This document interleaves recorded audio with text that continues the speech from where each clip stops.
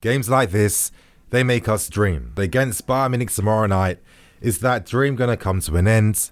Because Bayern Munich have been the nightmares of London. As we've seen with Arsenal and Spurs, Bayern Munich have demolished them and they've scored goals for fun. This great European stalemate finally gets decided because currently things don't get any more even than it is. We beat them 4-2, they beat us 3-2, we won the Champions League, they won the Super Cup, and in both finals, we drew the game. It seems like the Bayern players and fans are feeling confident for tomorrow's game, but should they?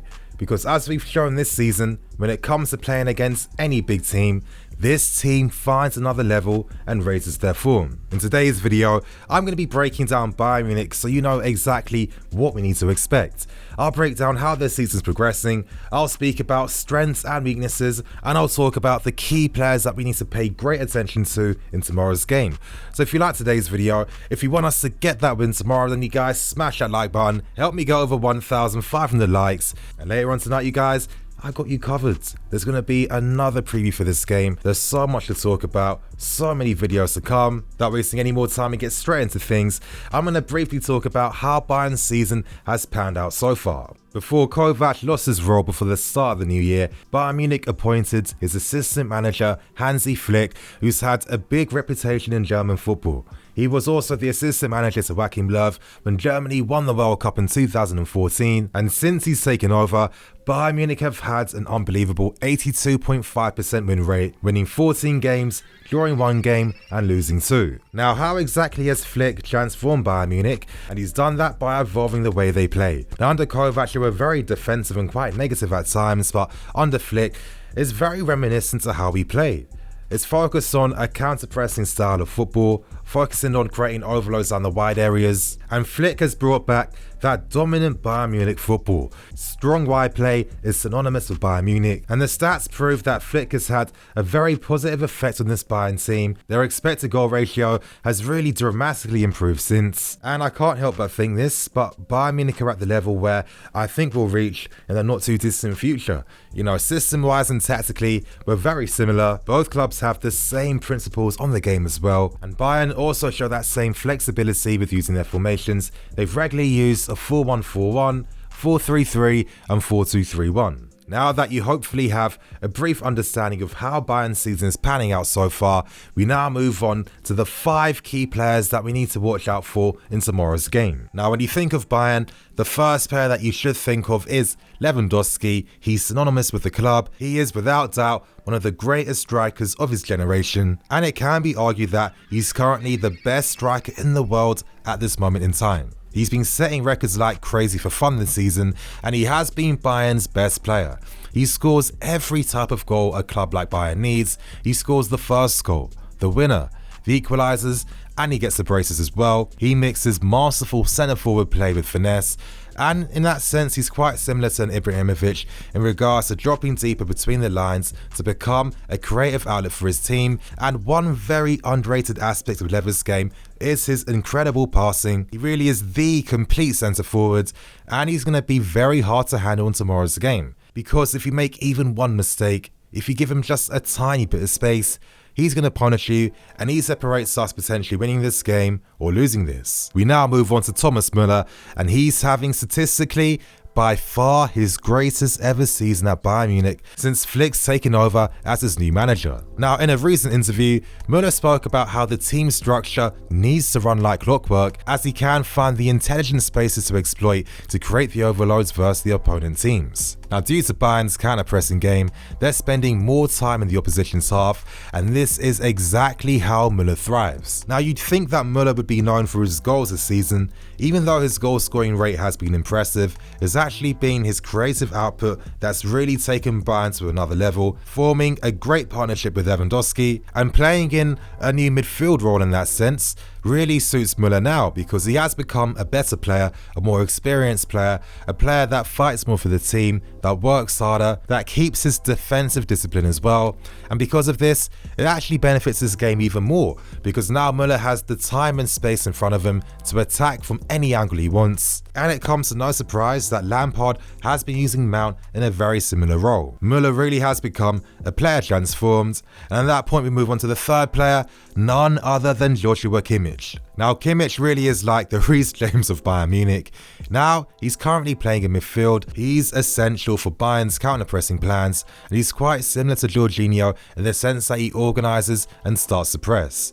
He's a born leader, taking on an even bigger role in the team this season. He times his runs in the final third really well. He supports the team. He has exceptional passing. He's a player that never makes a single mistake when he plays. He's the type of player that can play anywhere. We now move on to the fourth Bayern player, and that's Alfonzo Davies. Now, the young Canadian wonder kid is having an amazing season at Bayern so far. Since he's been playing as a left back throughout the season, he's shown his exuberance, his devastating pace, direct dribbling, and of course his great engine. He has been a revelation at the Bavaria this season. He's been vital for the team, vital for Gnabry, stretching the play and providing the overlapping runs. Davies becomes even more dangerous when Bayern are setting up camp in the opponent's half. With his directness and his willingness to go 1v1, he really can be a dangerous player. And to end things, you guys, we move on to Bayern's final player, and for me, that's Leon Goretzka. Now, injuries have affected his season, but since Flick's taken over, Goretzka has shown decent form and looks quite dangerous. Now, I've always seen Goretzka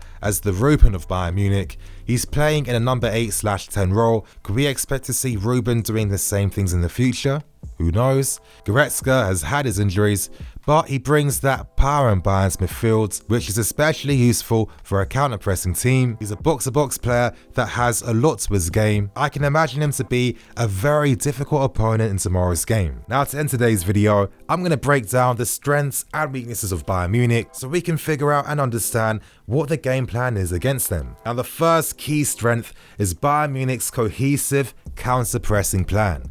Now this really has been the number one major thing that has transformed how Bayern have played this season. Bayern use organised pressing patterns with an emphasis on covering shadows, alongside closing down passing angles as well. In tandem, this makes it very difficult for opposition teams to play out from the back. And once Bayern win the ball, they hope to break them down from out wide or find their attacking players through the middle. Another strength is Bayern Munich's wide play. They're one of the best teams at playing out wide, and they are the highest scoring crossing team in the Bundesliga. As I keep saying, there really are a lot of comparisons between how we want to play and how Bayern Munich actually play. And when you have wide players like Davies, Alaba, Kimmich when he plays there as well, Pavard, and of course your Colemans, your Gnabrys, Coutinho's and your Perisic's, it's no surprise that Bayern are going to dominate in those areas. And of course, the final strength that Bayern do have is their incredible clinical finishing. Their expected goal record has dramatically increased since Kovac has been replaced, and since then,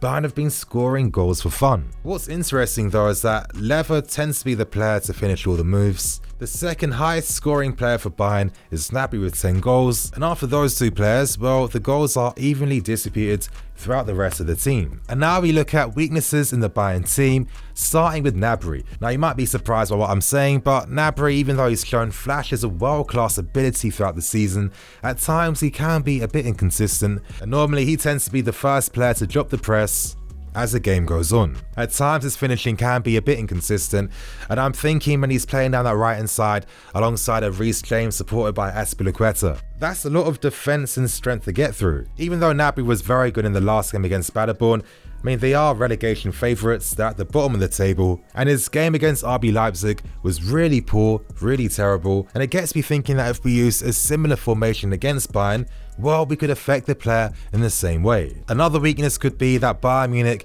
tend to be overly confident. Now, it's worked in our favour time and time again. The game that ended 0-0 between Bayern and RB Leipzig actually played the game very differently during the first 30 minutes.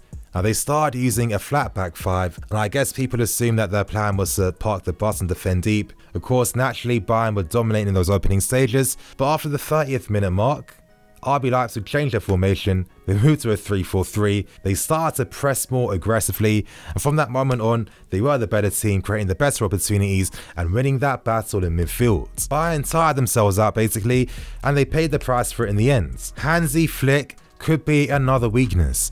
Now, his only weakness is his in-game management, because at times he does struggle to find the right solutions to turn the game in towards Bayern's favour, showing that in the 2 losses against Leverkusen and Borussia Mönchengladbach, 2 clubs fighting near the top of the table, of course getting a scoreless draw against RB Leipzig, well, it starts to paint a little pattern about how Bayern face against bigger teams. And for the final weakness, could Alfonzo Davies be that weakness? For all of his excellence and youthful energy, at times Davies maybe relies a bit too much on his physicality over his positional awareness and sense, but that's to be expected from a young teenager only now starting to make his name for one of the best teams in the world. So it's not that deep in the sense that he's not going to overcome that.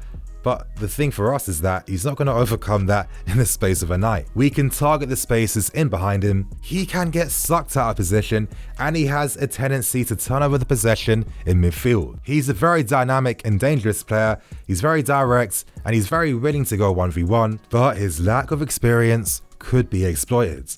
Now you guys, I think that I've given you all the information that you need to know about our opponents in tomorrow's game. I hope you guys are feeling excited. As a fan base, we need to get behind the team, support them. It's going to make a massive difference in terms of what we can do and how we can influence the team's performance. I'm feeling excited. I think that Lampard's going to have some surprises for us in tomorrow's game. And just to remind you before I go, there is going to be another preview coming out later tonight. So I'll see you guys then. And on that note, I'm going to wrap things up and keep things moving. Thank you for watching. Please like, comment and subscribe. I'm NiniFC. This is Blue Lions TV. I'll see you guys in a bit.